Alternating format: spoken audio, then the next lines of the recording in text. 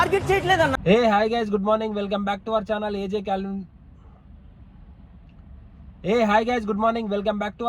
ఏజే Calvin puppy vlogs. Guys ఈరోజు video వచ్చేసి Bigg Boss season 9 Bharani Shankar గురించి లాస్ట్ వరకు వాచ్ చేయండి.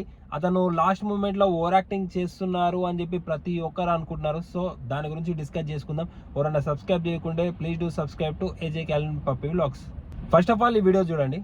భరణి, బిగ్ బాస్ ఇక్కడున్న వారిలో మీరొక్కరే ఇప్పటి వరకు ఇంటి కెప్టెన్ కాలేదు. అవును బిగ్ బాస్. కాబట్టి మీకు ఆ అవకాశం ఇస్తున్నాను. Thank you Bigg Boss. నేను మిమ్మల్ని ఈ హౌస్ కెప్టెన్గా నియమిస్తున్నాను. వీడియో అయితే చూసారు కదా.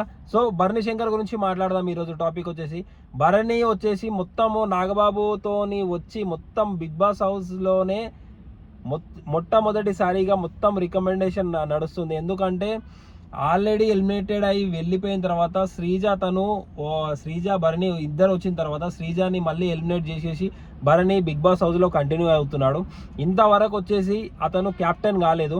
ఇప్పుడు ప్రజెంట్ వచ్చేసి టాస్క్ ఆడి గెలవలేక బిగ్ బాసే స్వయంగా నిర్ణయించి క్యాప్టెన్ మొన్న జరిగిన ఎపిసోడ్లో ఇచ్చింది. సో నిజంగా అసలు అందరూ హౌస్లో ఉన్న వాళ్ళు ఎంతమంది అయితే క్యాప్టెన్గా అయ్యారో చాలా కష్టపడి హార్డ్ వర్క్ చేసి టాస్కులు గెలిచి ప్రతి ఒక్కరితో మాటలు పడి అందరూ క్యాప్టెన్ అయితే బిగ్ బాస్ సీజన్ 9లో నాగబాబు గారి దయ వల్ల భరణి వచ్చేసి డైరెక్ట్ క్యాప్టెన్గా మేబీ లాస్ట్ క్యాప్టెన్ అనుకుంటాను నాకు తెలిసి. సో ఫస్ట్ టైం వచ్చేసి అట్లా బిగ్ బాస్ ఇవ్వడం అనేది ఎంతవరకు కరెక్టో మీరు కింద ఖచ్చితంగా కామెంట్ చేయండి. ఇంకొకటి ఏంటంటే భరణి వచ్చేసి లాస్ట్ మూమెంట్లో ఓన్లీ 7 మెంబర్స్ ఉన్నప్పుడు ఫోకస్ అవ్వడానికి ప్రతి ఒక్కరి మీద కావాలని చెప్పి సీరియస్ అవుతున్నాడు. ఒక కామెంట్ కూడా నేను పెడతాను, మీరు చూడండి స్క్రీన్ మీద. నేను రియాక్ట్ అవ్వడానికి కూడా అదే రీజన్. లాస్ట్ మూమెంట్లో ఓవర్ యాక్టింగ్ చేస్తున్నాడు అని చెప్పి పెట్టిండు. అది మీకు కరెక్ట్ అనిపిస్తుందా రాంగ్ అనిపిస్తుందా? నాకైతే 100%కి 200% కరెక్ట్ అనిపిస్తుంది. ఎందుకంటే భరణి మీద ఎలాంటి బ్యాడ్ ఒపీనియన్ నాకైతే నా పర్సనల్గా అయితే ఏం లేదు.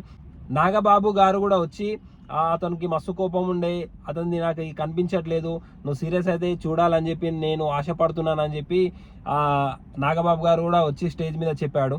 సో అదే ఇప్పుడు రిపీట్ చేస్తుండని నేను అనుకుంటున్నాను. సో ఎవరిని చేసేంత సీన్ లేదు. బిగ్ బాస్ హౌస్లో మ్యాన్ హ్యాండిలింగ్ అనేది మన తెలుగు బిగ్ బాస్లో తప్పు కదా. సో అతను ఓన్లీ లేచి గట్టిగా ఇట్లా ఫేస్ పెట్టేసి ఏదో చేద్దామని చెప్పి అనుకుంటున్నాడు. కాకపోతే అది అతనికి సెట్ అవ్వట్లేదు. సో నేను చెప్పింది కరెక్ట్ అనిపిస్తే మీరు కింద ఖచ్చితంగా కరెక్ట్ అని చెప్పి చెప్పండి. లేదు మీరు చెప్పింది రాంగ్ అనిపిస్తే రాంగ్ అని మాత్రం ఖచ్చితంగా కింద కమెంట్ చేయండి ఖచ్చితంగా.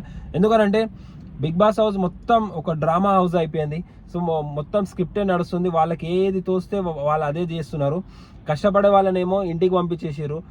ఎంటర్టైన్మెంట్ చేయకుండా ఇంట్లోనే బిగ్ బాస్ హౌస్లోనే ఉంటున్నారు. అది ఎవరు అనేది మీకు తెలుసు ఆల్రెడీ. అన్నీ నాకంటే ఎక్కువ మీకే. ఎందుకంటే కామెంట్స్ పెట్టే వాళ్ళకు ప్రతి ఒక్కరికి ఏదో ఒక నాలెడ్జ్ ఉంది కాబట్టి కామెంట్స్ పెడతారు.